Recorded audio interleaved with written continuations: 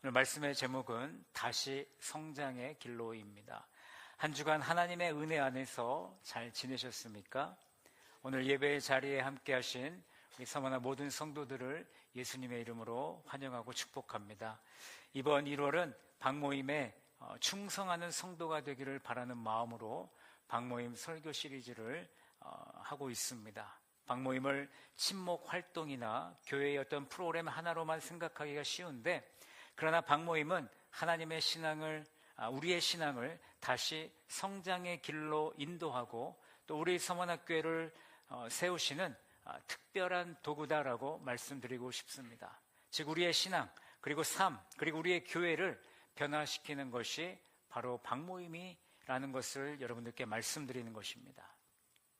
저는 이 박모임이 배의 키와 같다라고 생각을 합니다. 배의 크기와 상관없이 배의 방향을 결정짓는 건 바로 앞에 그림에 나와 있는 키가 되겠습니다. 만약 배에 이 키가 없다라면 그 배는 방향을 잃어버리게 될 것이고 표류하게 될 것입니다. 우리 교회도 마찬가지입니다. 교회라는 큰 배가 예수님을 따라 올바른 길로 나아가기 위해서 작은 키와 같은 역할이 꼭 필요합니다. 저는 박모임이 바로 그 키와 같은 역할을 한다라고 저는 믿습니다. 박모임은 눈에 띄지 않을 수 있지만 교회의 방향을 정하고 또 성장을 이끄는데 매우 중요한 역할을 감당한다라고 저는 생각하고 있습니다. 지난 2주간 박모임의 특징을 말씀드렸고 또 박모임을 하는 이유를 우리 성도들과 함께 나눴습니다. 오늘 우리는 에베소서 4장 11절에서 16절 말씀을 통해 박모임의 본질 3가지를 나눌 것입니다. 이 말씀을 통해 박모임이 단순한 모임을 넘어 우리 성도들의 삶 속에서 성숙과 변화를 이끄는 성장의 길이 되기를 간절히 소망합니다. 첫 번째, 박모임의 본질은요, 서로의 은사를 발견하고 나누는 것입니다. 하나님은 교회를 세우실 때 모든 그리스도인들에게 은사를 주셨습니다. 여러분은 자신이 받은 은사가 무엇인지 알고 계시나요? 바울은 로마서 12장과 고린도전서 12장 말씀에서 은사의 다양한 종류를 나열해주고 있고 또 우리가 가진 은사를 발견하고 개발하며 더 큰 은사를 사모할 것을 권면해주고 있습니다. 에베소서 4장 11절도 오늘 교회 지도자들에게 주어진 은사를 중심으로 이렇게 말씀하고 있습니다. 그가 어떤 사람은 사도로, 어떤 사람은 선지자로, 어떤 사람은 복음 전하는 자로, 어떤 사람은 목사와 교사로 삼으셨으니. 이 말씀은 하나님께서 지도자들에게 각기 다른 역할을 주셨음을 보여줍니다. 초대교회에서 사도는 교회를 세우고, 선지자는 하나님의 뜻을 대언하며, 복음을 전하는 자는 세상의 복음을 전하고 전파하고, 목사와 교사는 성도들을 가르치고 양육했습니다. 하나님은 교회의 필요에 따라 지도자를 세우셨을 뿐만 아니라 모든 성도들에게도 그리스도의 몸을 세우기 위한 은사를 주셨습니다. 바울은 이어지는 12절에서 이 은사의 목적을 오늘 우리에게 분명히 설명하고 있습니다. 우리 12절 말씀을 같이 읽겠습니다. 시작. 이는 성도를 온전하게 하여 봉사의 일을 하게 하며 몸을 세우려 하심이라. 아멘. 여기서 은사의 목적은 성도를 온전하게 하고 이를 통해 봉사하며 그리스도의 몸된 교회를 건강하게 세우는 것입니다. 온전하게라는 표현은 성도가 그리스도를 닮아 영적으로 성숙하고 또 그의 삶 속에서 하나님의 뜻을 행할 준비를 갖추게 되었다라는 것을 의미하는 것입니다. 온전함은 단순히 개인적인 성숙에 머무르지 않고 교회의 연합과 성장을 통해서 같이 이루어지는 것입니다. 박모임은 이러한 은사를 나누는 데 있어서 중요한 역할을 하는 것이죠.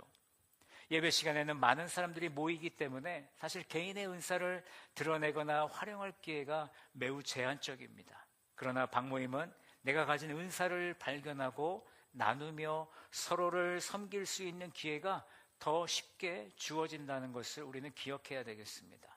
예를 들어 하나님의 말씀을 깊이 이해하고 가르치는 은사를 가진 사람이 있다면 그 방언은 방모임에서 말씀을 나누는 시간에 본인이 하나님의 말씀을 증거할 수 있겠습니다.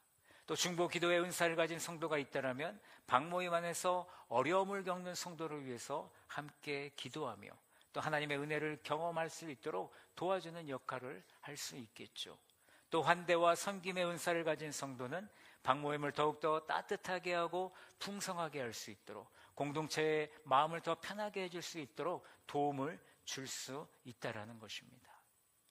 그러나 때로는 자신이 가진 은사를 발견하지 못했거나 그것을 사용하는데 주저하는 성도들이 있다라는 것입니다. 내가 가진 것은 너무 작아 보입니다. 나는 너무 부족해서 나의 방모임이나 교회에 큰 도움이 되지 않을 것 같습니다 라고 스스로 생각하시는 분들이 계신다라는 것이죠. 근데 마태복음 25장에 등장하는 우리 달란트 비유를 우리는 생각해 봐야 됩니다. 주인은 단지 많은 열매를 기대한 것이 아니라 자신이 맡긴 것을 충성스럽게, 얼마나 충성스럽게 그 맡은 일을 감당했는가, 주인은 그것을 바라보는 것이죠. 5달란트와 2달란트를 받은 종들은 어떻게 됐습니까? 주인에게 칭찬을 받았습니다. 잘하였도다 착하고 충성된 종아라고 말씀하죠. 그러나 1달란트를 받아 그 달란트를 숨겨둔 종은 어떻게 됐습니까? 악하고 게으른 종이라고 주인에게 부름을 받았습니다. 간절히 바라기는 우리 서머나 성도들도 충성하는 성도들이 되어서 잘하였도다 착하고 충성된 종아라고 부름을 받는 우리 서머나 모든 성도들이 되기를 간절히 소망합니다. 우리가 이번 주 방모임에서는 각자가 가진 은사를 가지고 이를 통해 다른 성도를 세우는 기쁨을 경험할 수 있는 우리 여러분들의 방모임이 되기를 원합니다. 그리고 이를 통해 그리스도의 몸된 교회가 더욱 강건해지는 모습을 함께 이루어가기를 예수님의 이름으로 간절히 축복합니다. 두 번째, 방모임의 본질은 성숙을 훈련하는 것입니다. 방모임은 단순히 함께 모여서 교제하거나 말씀을 배우는 것에 그치지 않습니다. 방모임은 우리가 신앙적으로 성숙해지고 그리스도의 충만한 분량에 이르는 공동체이기 때문에 우리는 방모임을 통해 성숙해져야 되는 것입니다. 에베소서 4장 13절은 이렇게 말씀합니다. 우리가 다 하나님의 아들을 믿는 것과 아는 일에 하나가 되어 온전한 사람을 이루어 그리스도의 장성한 분량이 충만한 데까지 이르리니. 이 말씀은 신앙의 성숙이 단순히 어떤 개인적인 성취가 아니라 공동체의 하나됨과 밀접하게 연결되어 있음을 우리에게 보여줍니다. 방모임은 각자가 진리 안에서 성숙해질 뿐만 아니라 모든 성도가 함께 하나님의 아들을 믿고 그것을 아는 일에 연합되도록 돕는 훈련장이 되는 것입니다. 그렇다면 성숙한 신앙이란 무엇을 의미하는 것일까요? 성숙한 신앙은 단순히 성경의 지식을 많이 알고 있는 것을 의미하는 것도 아닙니다. 신앙의 연수가 오래되었다는 것을 의미하는 것이 아닙니다. 내가 어떤 직분을 가지고 있느냐가 중요한 것이 아닙니다. 진정한 성숙은 그리스도의 성품을 닮아가는 것입니다. 내가 얼마나 예수 그리스도를 닮아가고 있는가, 그것이 진정한 성숙이라고 할 수 있겠습니다. 바울은 성도들이 영적으로 성장하여 오늘 어린아이와 같이 미성숙한 상태를 벗어나기를 바울은 간절히 원하고 있습니다. 오늘 14절 말씀을 같이 한번 읽어보실까요? 14절입니다. 시작. 어린아이가 되지 아니하여 사람의 속임수와 간사한 유혹에 빠져 온갖 교훈의 풍조에 밀려 요동하지 않게 하려 함이라. 아멘. 여러분, 어린아이들은요, 판단력과 경험이 부족합니다. 그래서 외부의 영향을 쉽게 받게 되죠. 우리가 아이들의 마음이 사탕이나 과자 앞에서 쉽게 흔들리는 것을 우리는 잘 알고 있습니다. 신앙이 미성숙한 상태에서는요, 이와 같이 세상의 유혹이나 잘못된 가르침에 쉽게 흔들리게 되는 것입니다. 방모임은 이러한 성숙을 훈련하는 중요한 장이 되는 것입니다. 방모임 안에서 우리는 말씀을 배우고 삶 속에서 말씀을 실천하며 흔들리지 않는 믿음을 세워나갈 수 있다는 것이죠. 잠언 27장 17절은 박모임의 역할을 잘 보여준다라고 저는 생각하는데, 다 같이 한번 이 말씀을 읽어보겠습니다. 시작. 철이 철을 날카롭게 하는 것 같이 사람이 그의 친구의 얼굴을 빛나게 하느니라. 박모임에서 우리는 서로의 부족함을 나누고 말씀으로 격려하며 또 도전과 연단을 통해 믿음이 성장하는 경험을 하게 됩니다. 철이 철을 날카롭게 하듯이 박모임은 우리가 서로를 격려하고 다듬으며 성숙으로 나아가게 하는 중요한 도구가 된다는 것이죠. 예를 들어 볼까요? 한 성도가 박모임에서 자신의 삶 속의 문제를 함께 나누고 도움을 요청했습니다. 박모임의 다른 성도들은 그를 위해 중보기도 하고 하나님의 말씀을 통해 위로와 권면을 전달합니다. 이 과정에서 그 성도는 자신이 겪고 있는 문제 속에서 하나님께서 주시는 지혜와 평안을 경험하게 됩니다. 뿐만 아니라 이런 과정을 지켜보는 다른 성도들 역시 믿음의 도전을 받고 말씀을 삶에 적용하는 방법을 배우게 되는 것입니다. 박모임은 이렇게 서로의 삶 속에서 그리스도를 발견하고 믿음이 실제적인 변화로 이루어지도록 돕는 역할을 한다는 것이죠. 박모임은 단순히 우리가 듣고 배우는 자리가 아닙니다. 박모임은 서로를 권면하고 삶 속에서 말씀을 실천하며 신앙의 연단을 통해 성숙해지는 모임입니다. 박모임을 통하여 하나님의 진리 안에서 성숙해지는 그 귀한 기쁨을 누리는 우리 모든 서머나 성도들이 되기를 간절히 소망합니다. 세 번째, 박모임의 본질은요, 사랑 안에서 서로를 세우는 것입니다. 박모임은 단순히 모여서 교제하거나 말씀을 배우는데 그치지 않습니다. 박모임은 사랑 안에서 서로를 세우고 함께 자라나는 공동체입니다. 에베소서 4장 15절은 이렇게 말씀합니다. 오직 사랑 안에서 참된 것을 하여 범사에 그에게까지 자랄지라. 그는 머리니 곧 그리스도라. 이 말씀은 박모임이 사랑과 진리라는 이 두 중요한 기둥 위에 세워져야 함을 우리에게 가르쳐주고 있습니다. 사랑과 예수 그리스도. 우리가 진리를 말하거나 행할 때는 반드시 사랑으로 해야 되는 줄로 믿습니다. 사랑 없는 진리는 상처를 주게 되어 있습니다. 진리 없는 사랑은 연약하여 성숙을 이루지 못하게 합니다. 박모임은 이 두 가지를, 사랑과 진리를 조화롭게 실천하는 그런 귀한 모임이 되어야 하는 것입니다. 오늘 15절에 범사에 그에게까지 자랄지라 라는 말씀은 우리의 성숙의 궁극적인 목표를 우리에게 제시해주고 있습니다. 박모임은 단순히 좋은 관계를 유지하거나 서로를 위하는 데 그치지 않습니다. 우리의 목표는 그리스도께까지 자라나는 것입니다. 그리스도를 닮아가며 예수님의 성품을 본받을 때 박모임은 참된 공동체로서의 역할을 온전히 감당할 수 있는 것입니다. 박모임에서 진리를 나누고 예수 그리스도를 나누고 서로를 격려하며 말씀 안에서 도전할 때 우리는 점점 더 성숙해지고 그리스도의 몸된 교회가 더욱더 성장하는 줄로 믿습니다. 에베소서 4장 16절은 박모임에서 각 지체가 자신의 역할을 감당할 때 공동체가 온전한 성장을 이루게 된다라고 오늘 가르쳐주고 있습니다. 우리 16절 말씀을 함께 읽어보겠습니다. 시작.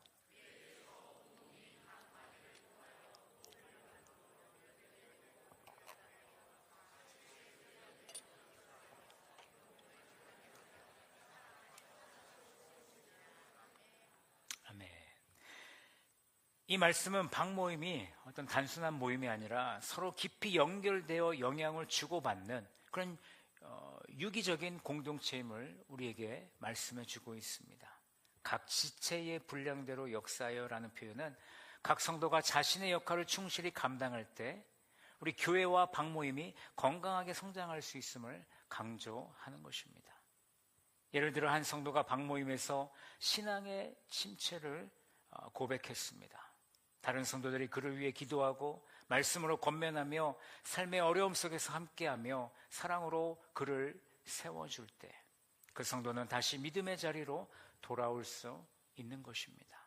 이 과정에서 도움을 받은 성도뿐만 아니라 박모임 전체가 하나님의 은혜와 사랑 안에서 더 깊이 연결되고 성장하는 경험을 하게 만드는 것이죠. 박모임은 이렇게 서로의 연약함을 채워주고 사랑으로 세워가는 공동체가 되는 것입니다. 요한복음 13장 34절에서 예수님은 제자들에게 이렇게 말씀하셨습니다. 새 계명을 너희에게 주노니 서로 사랑하라. 내가 너희를 사랑한 것 같이 너희도 서로 사랑하라. 박모임은 이 사랑의 계명을 실천하는 모임입니다. 박모임에서 이루어지는 사랑의 섬김은 그리스도를 모르는 사람들에게도 그분의 사랑을 보여주는 강력한 증거가 될 수 있습니다.